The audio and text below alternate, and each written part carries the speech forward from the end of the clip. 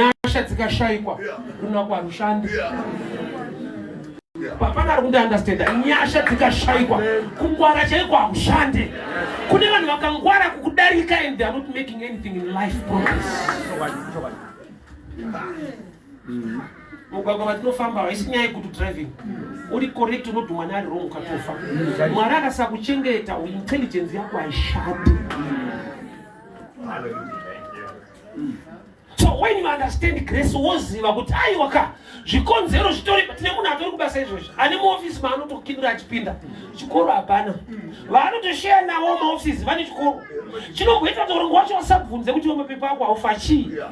Inda Mwari akaisa kukanganwa kumabhosi. Kana usvika kuti hasi Mwari zvitange Monday mangwana kuti munhu wese uya nebepa rako wega unoshadzira kuti finish. Hautotongoudzwa unotoziva kuti zvavharana. Iwa unokupinda neinterview kai waudzwa muzeunzwa hapana. Waunza enda unoona ningi ndozvawakaudzwa. Vamwe vakaita kutovhetwa kuti anoqualify here kuzoti iwa waunzi enda unoona ningi. Zvadaro wonzwa kuti aiwa tinoita karongeka kuti ukaziva kuti ndimwari haunetseki kushumira Mwari. Amen. Pane mikana inodarika muupenyu hwevanhu. Wotadza kuona wodati Luke 17:11. Varimeteni vaine maperembudzi vakadanidzira kuna Jesu. Mwanakomana waDhavhidhi tinzoroyongoni. Jesu haana kuti receive your healing. Vanhu vanorwara vanoda healing, kuporeswa. Jesu ndokubva ati endai munozviratidza kuvaporesita.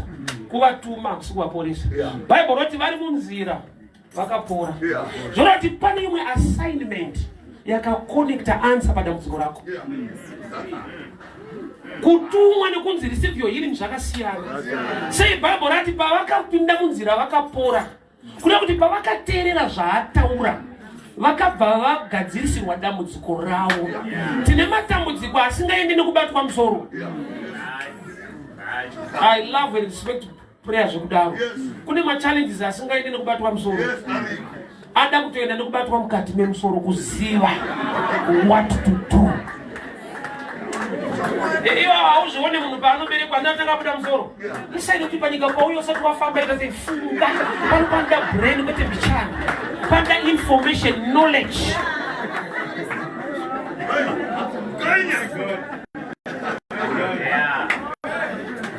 Mukadzi weshune maana kubvira apfugama kuti munhu waMwari dambudziko randinaro 25 years still marriage handina kana mwana.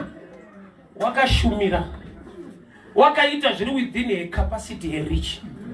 Hatifanane zvatingaite. Chatakafanana mumwe nemumwe ngaanzwe nzara nenyota yekuitira Mwari wake. Amen. Nokuti kune nyaya dzauno platform yaunogadzira neaction ndopanotsika munana wako. Vakashedzwa mai ava pamusoro kumba yavavakira munhu waMwari. Urati havana kushedzerwa meeting yemumba mavo nedambudziko but vakavaka solution place pamusoro pemba. Munhu waMwari anga akatsika basa ravaita raari kuda kutenda. Kuda kuti mukadzi akadanirwa kutendwa. Mukutendwa ndo makavigwa mwana wanga asina kwemakore mazhinji. Amen. So there are times yekuti Mwari unopindura request. There are times yekuti Mwari unokuitira sekutenda zvaunoita. Amen. Amen. Mukadzi haana kunzwaiti kunamatire anzi toda kukutendai. Chii chamungada. So that acreate chinoita kuti adende Mwari. Mwari vanzwe mhosva nechikwereti kumunhu. Kuti munhu wakaita zvakanaka kwatiri hatingangonyarare. Ndo zvakanaka Mwari havanyarare. Munhu akaita chinhu kuna Mwari hama dzangu Mwari wakatendeka Mwari havanyarare. Vanhu vanogona kukanganwa, vanhu vanogona kusakutenda, vanhu vanogona kuignore. Asi Mwari mukutendeka kwavo havanyarare hazvigone. Amen. Ndiri kushumira akatendeka asinganyarare. Yes. Elisha aigona kuti sometimes praying alone sometimes is good, eh? Tikandikatite praise ukatenga kutaura zvaunoshura kuti Mwari akuitire. Mwari paseti pako unomira kuita prayer. Tinoona unotenda pamunzi kuti mota yanga itaura kuti anda kufamba nayo gore rino. Nebasa raanoita racho uza. Sasa tinamata kuna Mwari kwete vanhu. Vanhu vanovhunduka Mwari havhunduki. Hakana. Kana ukafunga kuti chaunoona chakakura sei? Kuna Mwari haisinyanya. Wamasimba ose zvoshamisa. Uchinda werugare. Haana chaanonetseka kuti munhu chaatari ndozvifambisisa ndozvigona sei. No. Kuita izvozvo zvisingafungidzirwe nevanhu. Kushamisa ikoko ndo Mwari wacho. mukadzi wenyaya yemwana haasi kuitaura. Tine vanhu vane nyaya dzavo dzekuti kana tikanzi ngatite prayer hadzichatauririki. Zvichida itarisa makore agara, upenyu hwaararama, kushaya hama kwaari, kuti anzonoti hatichanamatira kuti ndikwane chekudya nepekurara Mwari wangu. Ani dzimwe nyaya dzaanzonoti dziri beyond. Kwete kuti haudi unoda but upenyu hwakusvitsa pakona, kuti kana wakutonamata unenzi wasisatauri. Why? Nokuti maurisha mufiti yako ya less on that. Zvinotokuudza kuti namatira zvimwe nyaya inonetsa. Tarisa nguva yawagara makore awaina, tarisa level of education yako. Munyika vanoti unozivana nani wauna anokuziva. So kana wakunamata dzimwe nyaya ingosiya, unamatira shelter and food urarame zvako. So mukadzi uyu ati I am living well among my people. Iye asina mwana. Wewe iri papi mumarriage musina fruit of the womb. Wewe iri papi musina chichiri tangible mu life. Inyaya yekuti unosvika pangotozva zviri ndizvozvo. But kunaka nekutendeka kwaMwari. Gehazi haasi prophet. Gehazi ari kutoshanda under prophet. But Mwari vatendera Gehazi kupinda muofisi ya prophet. Yekuti asina kumboverify nekubvunza anoti pano pamusha pana mwana. Muprofita nobva adaiwa hatidi makore akawanda riri kutouya ironi. Panofanira kubatika mwana pamba panapa. Ndo zvaakumbira ine mukadzi anokumbira izvozvo. Tine maprayer request atinoita Mwari unomanzwa. But kune imwe request iri powerful yaanonzwa even uri silent is what you do. Zvaunoita. Mukadzi ane zvaaita haana kukumbirwa. There is a level yekuti unokumbirwa kuti ngatitei zvakati. It's a lower level. There is a level yekuti unozvinzwa within your spirit kuti I need to do something for the Lord. Tine vanhu vekuti they give ku church, they are not givers by nature even outside church. Imwe level unenge uchiri mudiko zvako. Tine vanhu vekuti atobuda pano pa church, mweya muchena anotaura naye, otoitirawo mwana chimwe chinhu panze apo. Zvisina conference, zvisina kutongodzi direct giving. Kuzvinzwa kuti Mwari vatimbidzira pamoyo pangu kuti pa next door parega ndishumire chakati. Kune level yevanhu vakadaro. Kogoita kuti kana kwatoimbwa kwaparidzwa ndiro yafamba. Right, wekwa. Mazera evanhu. Hatifanani hedu but mnamoto wangu ndidai wakura kusvika pane rimwe level. Cornelio, let's talk. Minamato yako nezvipo zvako zvasvika. Zvipo hazviende kudenga. Zvinoenda mumaraini. But denga ndoriri kuti zvasvika. Saiva ndakaita munhu saka kudenga ndekupi. Kana Mwari achiti zvipo zvasvika izvi zvisina kuenda ikoko. Saka zvakasvika sei iye achigara kudenga. Ndoba ndakatiziva chinonzi denga, it's a mystery. Chinhu chakavanzika. Denga kusikudenga. Denga ndopese Mwari paakaisa ziso rake.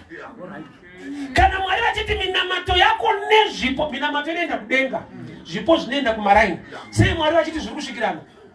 Izvo zvimwe zvichienda wrong direction. Kana vachiti zvasvika, ora zvasvika kudenga. But kana zvaenda kumwari achiti zvasvika, zvona chinonzi denga manje. Hakusi kwaunofunga. Ukaenda kuna Genesis inoti pakutanga Mwari vakasika denga nenyika. Kunati kune kwavaitogara. Bozi vakatozosika denga racho, ivo variko. Kwavanga variko ndokudenga manje.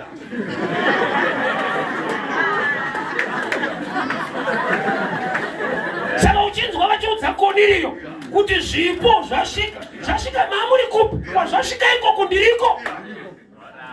Aunzwa kuti ndiri Mwari weshirikadzi nenherera. Pazvinosvika kunherera neshirikadzi, Mwari anorecognize kusvika kwazvo kwaari. Yes. So every place inorepresenta denga ina Mwari. Yes. So pese paunonzwa kuida kuitira Mwari, usatombofunga kudenga, funga mumaraini. Pane kumaraini kwaari izvezvi. Pani panzvimbo paari izvezvi. Paano manifesta zimba. Mukadzi akane the issue of blood haana kubata Jesus the person. Akabata mukombero wehanzu yake, hem of the garment. Jesu akati pana handibata.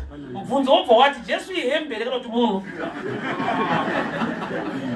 Sei achiti ndabatwa iye apotswa.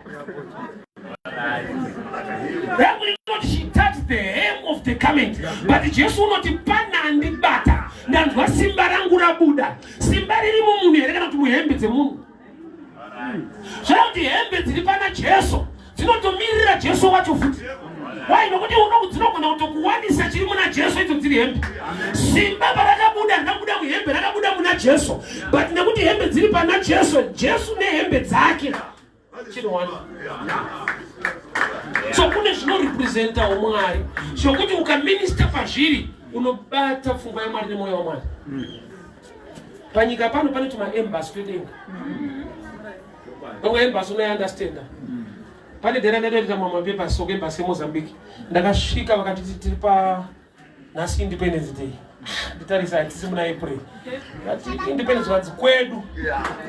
Independence saka kuno ativhule. Why we represent kwedu. Sa embassy ndo zvairi. Inoshandisa calendar rekwawo vari munyika yevamwe. So chinonzi embassy yedenga panoshanda zvekudenga pari panyika. Ukatori minister ipapo denga rinokuropafadza but pari panyika why nekuti extension yakarecognizwa nedenga. Kune zvekuti unopfugama kuti Mwari dai mwandiwanira nyasha wochemba pamberi paMwari. Kogoita zvekuti kana washumira Mwari, Mwari vanosara vane chikwereto toita sei nemunhu. That's why Jesu paakasvika pamuti unaZakeyo anoti tokasika kuburuka. Why? Nokuti mutadzi Zakeyo angaenda mumuti. Jesu ndiye akauya kuzoenda pamuti nekuda kwevatadzi. Akati autori nzvimbo yangu aiwa. Mutadzi asina anoenda mumuti aiwa. Jesu ndiye anoenda pamuti kuti mutadzi aponeswe. Jesu akatoona atorirwa basa. That's why Jesu anangoti buruka akati hari kasika. Why? Because unoenda panzvimbo dzangu. Church ndinzwe. Tine zvatinotsvaka nekuchema kuti Mwari itai. Kogoita zvimwe zviri malevu yekuti zvaunoita zvinoattracta zvimwe zvasacheme zvawakanganwa kuti Mwari vangakuitire. Amen. Panonzi Mwari anoshamisa inyaya yekuti unonzvera moyo unosecha kuona kuti chinodiwa nemunhu ichi. Pane zvaandiitira ndine zvanoda kuita muupenyu zvaasina kubvira ataura nemuromo. Ichokwadi Mwari unonzwa minamato uye ndiye Mwari unonzvera moyo. Zviri mumwoyo mako unozvinzwa, zvinotaura iwewe anozvinzwa, but zvikuru sei zviri mumwoyo mako. So pese paunoshumaira Mwari, paunoshanda muimba yaMwari, paunoshumira Mwari wako, ndiri kukudza kuti mukuru akatendeka. Akanganoenda anyarari. Vanhu vanogona kusazifarira uchiitira Mwari wako. Inyaya yekuti uri kuitira Mwari kwete iwo. Pese paunoitira chinhu Mwari, vasina umwari havafari. Ndaimbotsura dzimwe hama dzangu patopadza kustreet. Ndikati ukaona mapostori achitenderera muti achiimba so usanetseka usi muti wako. Ndino munachobatikana so vanoita dzungu harisi dzungu rako. Amweni unokuchibatikana nei. Vari kutambira Mwari wavo vachitenderera vanoita flu haisi flu yako. Uye zvino amweni vanhu vane problem iyi.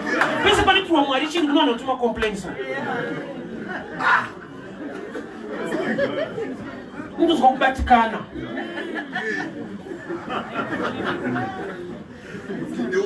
Mark 14 mukadzi wakazodza Jesu perfume. Vanhu vanakombera maoko. Vakati perfume yatambiswa. Usapese paunoshumira Mwari.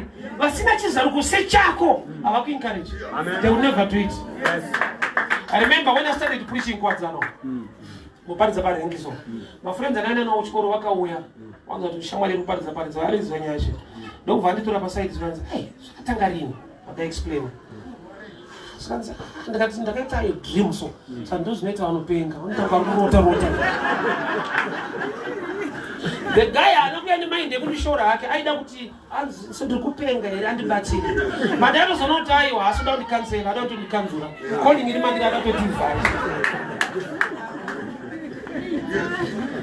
Why? Because kana Mwari achiisa mune uyu haamboenda paside woti usazonetsa uyu. Ndinda uri kuti ataite zvaari kuita. Mwari ipapo ndopapo havazivise vanhu. Even mafamily members munguva havaudzwi.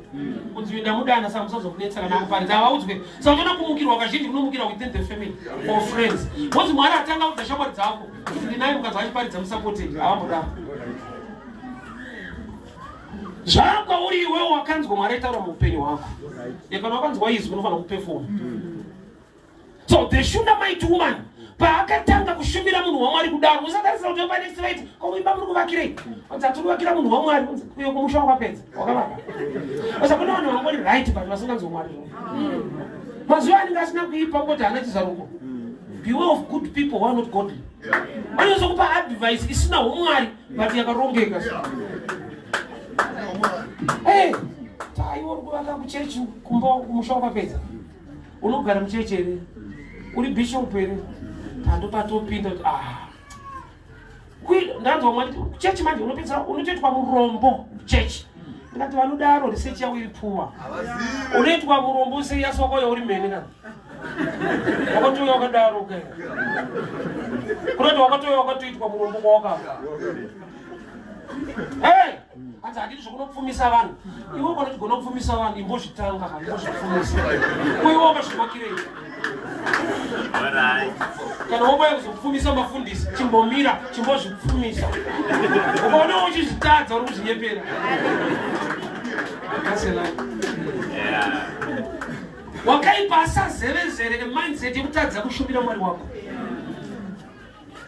And what you want to practice makes perfect. Zvinhu zvese dzidzira kubva pazvidiki. You grow, you mature as time moves. Dzidza kubva pakuita zvidiki. Zvimwe zvinoitwa nevamwe vanhu kana vachishumira Mwari ukazvidzwa unofunga kunyepa. Why? Because iwe mulevel yako zvidiki chaizvo zvichiri kunetsa. Practice makes perfect. Kana iye giving dzidzira kupa kana vana vako. Iyi panatoti vana vako utoona kuti hauzvikwanise futi. Handa kuti vegovernment that vako. Zvinhu zvaifanira kuita normal, hazvisi normal nekuda kwemweya yechina. Saka ndinoda kuti munhu anosungirwa maintenance. Nyaya yemaintenance kusachengeta wako kwete umwe munhu. Kutoiswa cheni kunzi hamusi kuchengeta lenyu. Panoisa zvinenge zvinoda kunyadzisa kuti vako taakukusungira kusachengeta mwana wako. Kwete opa next time wako. Uri kutadza zvako. Kudza baba namai vako. Kune munhu kuti pakasatoparidzwa muchaenda. Antoda kuti anyatsotisanganangurirwa kuti agone kuitira vabereki vakada patoshumirwa. Naturally mari hanzi kuti ndakaberekwa, hanzi kuti mubereki akatambura neni, hazvinzwi kusvika patoparidzwa so. Tona kuti kuda kumusodzi so ndinoenda kumushanda. Zvaifanira kuita normal man. Wakarerwa iwe kune vakakuchengeta kuti usvike paurapo. Kuna akatambudzika newe. Zvofanira kuita normal. Kunzwa kuti ndakaberekwa ndine akatambudzika neupenyu hwangu. Zvofanira kuita normal. Pari panotoda kaconference so. Unotoita kuti shuwa baba ndakweka kukatenza.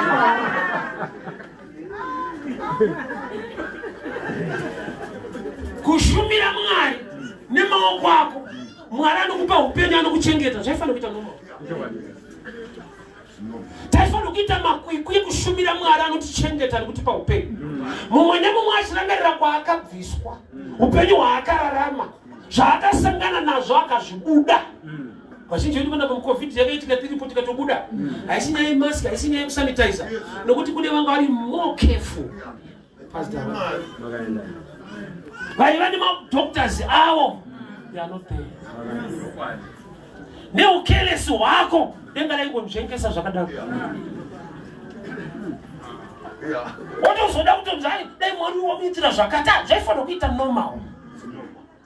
Anokupa upenyu ndepapi papindana napo pawabuda kwete nekungwaraiwa kwega unongoroti apa ndangobuda wasi vamwe vangu vasara imomo. As to me ndakatasa upenyu hwangu Mwari kwaakandibvisa. Tagara kumamaini unonzi kumazooro. 3/4 of my friends they are still there vachiri kuita zvataita. Zvakaita kuti ninawo timbosiyana Mwari akandidana chete. Dai asina kundidana anga ari ma1.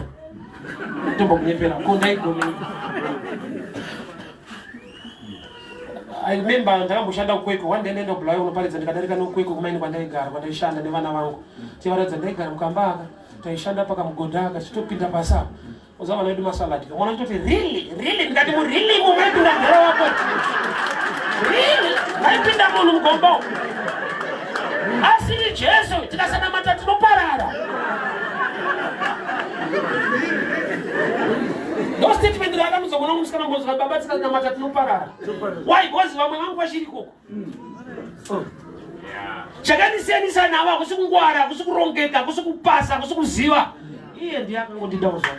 Oti wapati nzurai mabhanzo nemufundisa kuti dzora mashura. Watsana wana kudani wanoda kundirwisa. Wani iro ritotouraya futi. Ndada kuti achabereka kai. Sati mungo pano shumiro kuti ngatishumire Mwari. Kwauri iwewe iro musize. Why nokuti ndobo watotanga kuita kaprofiti kuti uchisimuka. Kuti ngaichuye.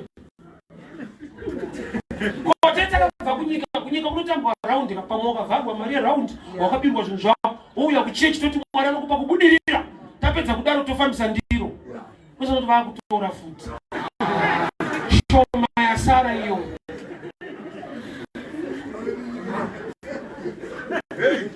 so now ndeye kumuziva iye muridzi akatendeka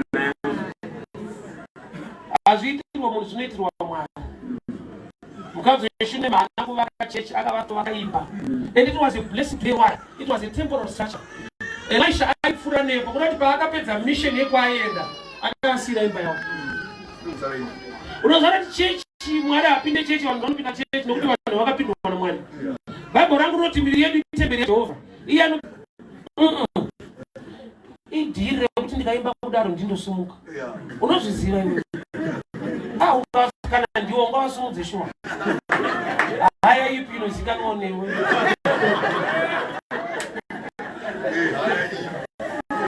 Lord, I lift you high. Akazanzati mwanangu arida kusumuka. So kunamata Mwari kuzviitira favor. Auchinje Mwari. God can do without men. But men cannot do without God. Mwari ukana bhuku raGenesis vachitotanga kusika vaiti vakapedza vaizvirumbidza vaitoti this is good zvakanaka izvi kuti pane pavaizvirumbidza rega kusati pane munhu zvoti vakati vandirumbidza wawandirwa nyasha nokuti usipo vaizvirumbidza rega pese pavaipedza kusika vaiti zvakanaka izvi vaiti dai uri mutauro mazuva ano vachizvipika vaiti icho charova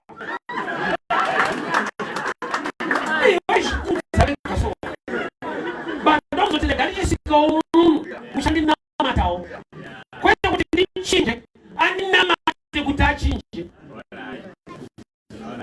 pese paunamata nepakushumira Mwari ndourikwana favor inete unakaza chinobhadhara inini amani kuita anoita anotomukira kuita anonzwa madziro aibereka munorwadza zvara munorwadza ishuwa but asi saka tarisesi vanhu vanenge vachirevesa zvinorwadza but yemunawe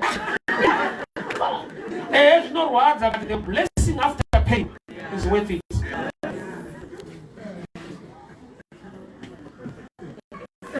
Zvikara nemarwadzo zvichikubhadhara ita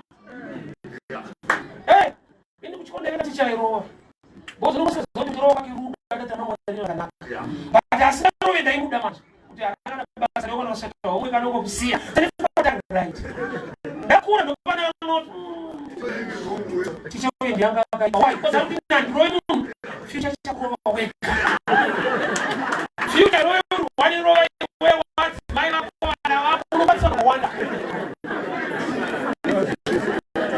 dai vana vaibvunza vanokuta musiri mukurovesa nenamwere because amaifana kurova muri wani makatisi makungoroiswa nesuwo tina basa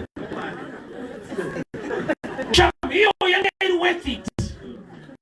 So there are times it's not easy, let's be real. It's not easy. Such an economy, it's not an easy thing to bring substance to do something for the house of God. But natural reasoning, but in the spiritual understanding, I control the activities of Panica. Who activate the blessing no matter economy, no matter season. Why do you want what you are attending? Hallelujah. Nyanza munonzi wamubhaibheri mudzinoraramika zvinoitika pamudhara wene muntu raipapo chatobikwa izvezvo nemutakura foma slice right situation ichiramba but iye kana achikuda panodyika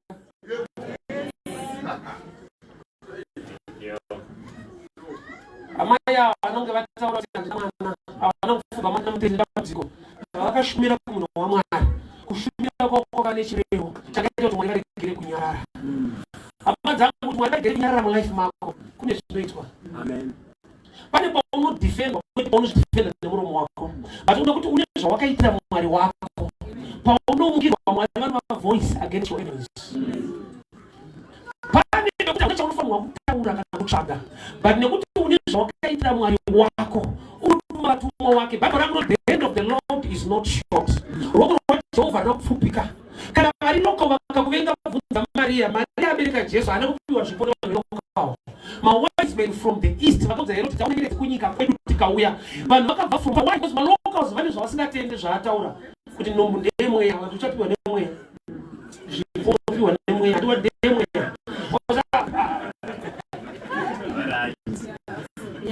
yanga sirizi kutengesa zvipo wozofamba kurana ngezvemweya kazi wow mweya uchapamakorokoto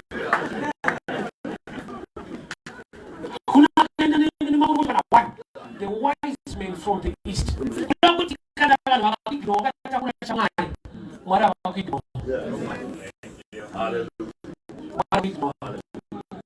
Are serving strangers, never torwa, vachishandisa Mwari, basira Mwari.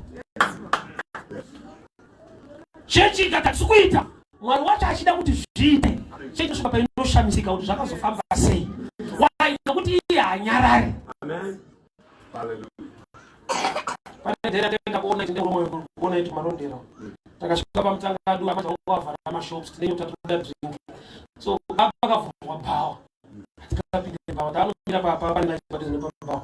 Zvifeo zvamire papa zvakandona. Zvakati madziveredzi. Kuzomwa. Fundisa ziti. Ndinotera. Muri papa. Tatoda drink mira ipapa. Zvifeo zvakanotenga ma drinks 2 liters. Zvikatima zvangendai. Chifewe, I don't know just stop your people. No more too makufa.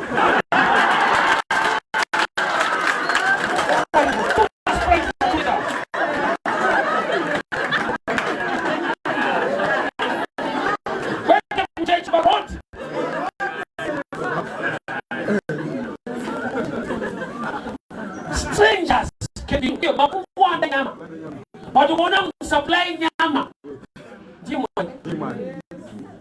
Chavaka tomireba zvifeo kuda varume kuti vapiwe mari.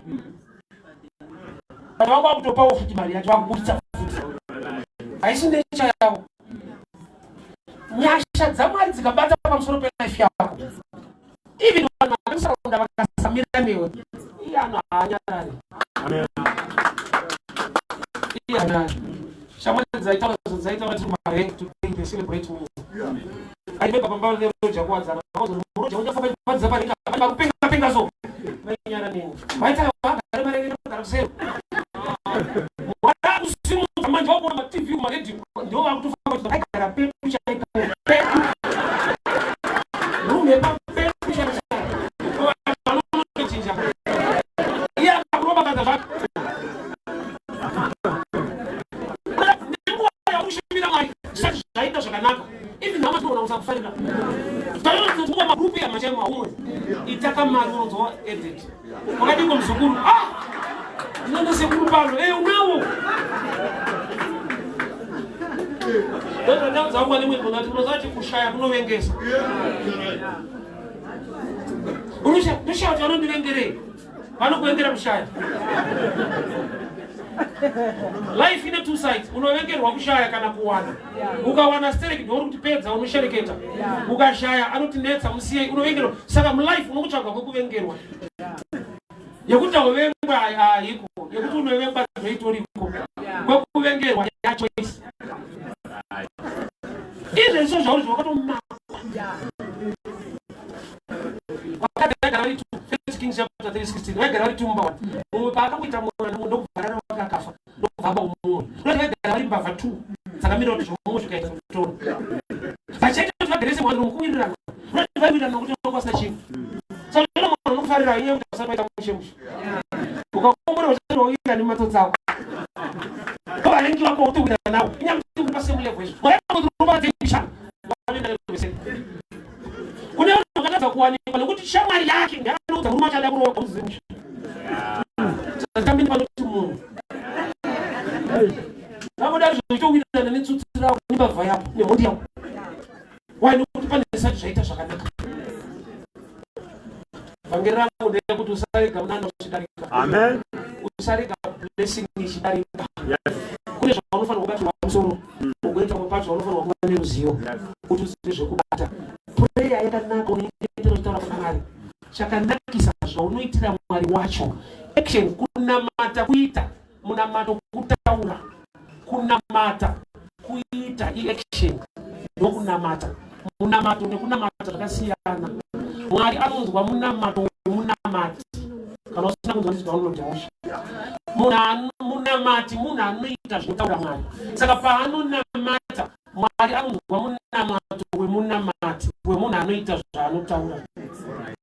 Oya mbuya unoona Mwari zvadzai mushamisa. Anenge kuye nounoshamisa unwe. Nemasangana vanoshamisa. Iri kuparidzwa zvadzai mushamisa.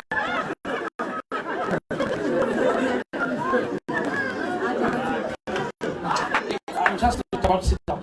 Indakanirwa kusayoja na vabereki vangu. So vabereki vangu vaiti mwana ukana chechi kwaitwa zvishango. Iwo mwana unochora unoita nacho but holiday ikakwana usarega pachechi pachihai wake yatikanicheka uswa. Mwari anoshumirwa nesimba rako rese. Simba besides mari nechi your labor, your power, your effort. God honors that. Amen. Pasatoke munhu pachechi anoita zvinhu zvaunogona. Iwe wakagara kuti I believe God for greatness. Mwari ngaone shungu nemoyo wako towards his house.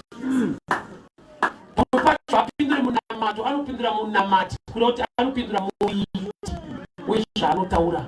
Then moyo wako Mwari ne action yako. Moses anga siri first born yaitova out for much million second third Moses katafana. So akatubere kwa kurwisi kubire manga katumira pasete unotakutorwa nani. Moses akabona sei Mwari akasaruta Moses mferi inomoko aripo. Anakatwa deputy kuna Moses. Mwari akasaruta Moses ane action yakaita mfano. Akauraya muIjipita. Vari muIjipita. Mwari anokunoka kumona tango. Action ya Moses yakadena Mwari vachiita vanhu kufa vanhu kutambiro. Ndoba kwamvisa chimwe vakaona yekuru. Ana uchitarisa kuti tikatorwa muIjipita. Pali baba muIjipita chiri nyama yake mepura kapindira. Akati Mwari waIsraeli kana mano rokaita tanga. Mwari unomufamfana tanga babasa ngachende nani. Ani action inodena Mwari twaita zvinhu leo.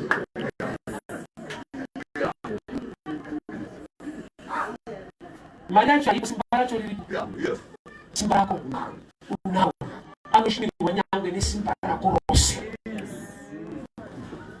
Inodena kama utani to do something for the Lord. Tarisa kwako kubvisa zvanoita muupenyu wako. Izvo zvega ngazvikupe kuti Mwari andikusiye zvamandiro pafadza. Ndona katakabatira pamoyo. Mwoyo wangu uzwe kusukutiwa pakushinga. Unasongeza na mali. Kuna watu wangu ni wako ndio munanga kauli kikundi darika. Mwari zvandinofanirwa kuita mutsa moyo wangu ndigone kuita. Ndiregere kudarika ndinopafadza Mungu wairo musize. Let us begin to pray. Father, in the mighty name of Jesus. Baba ndikunamata panzvimbo ino masikati ano. Ndiri pano tanzwa kutaura kwenyu semukadzi weshure Mwari. May not this blessing pass by. Roba Father, yenyu ngairegere kudarika Mwari wangu. Nyasha dzenyu ngadzegere kudarika. Semukadzi weshure asina mwana asi makasiya mushamani mwana. Baba ndikunamata panzvimbo ino Mwari. Baba sare zvishamiso zvenyu zvinobatika muupenyu hwavo. Pavanokushumira mutsvene imamunyara inokuti makatendeka. Imamunyara inokuti makatendeka. Mwari wechirikadzi, Mwari wenherera, Mwari une nyasha zhinji. Unoona vana vari mukushingaira kwavo. Baba ndiri kutaura nyasha zvausina kubvira ufunga kana kuronga. Tazvakaitwa mukadzi weshure mukati gore rinouya nenguva ino. Vanhu vanodeclare semuranda uri panzvimbo ino mugore rino Mwari, mugore rino Jehovha.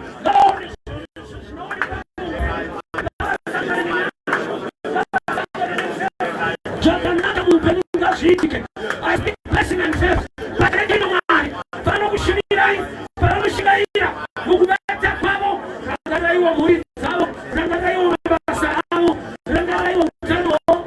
Baba ndinamata nokutenda muzita raJesu Kristu Nazareta.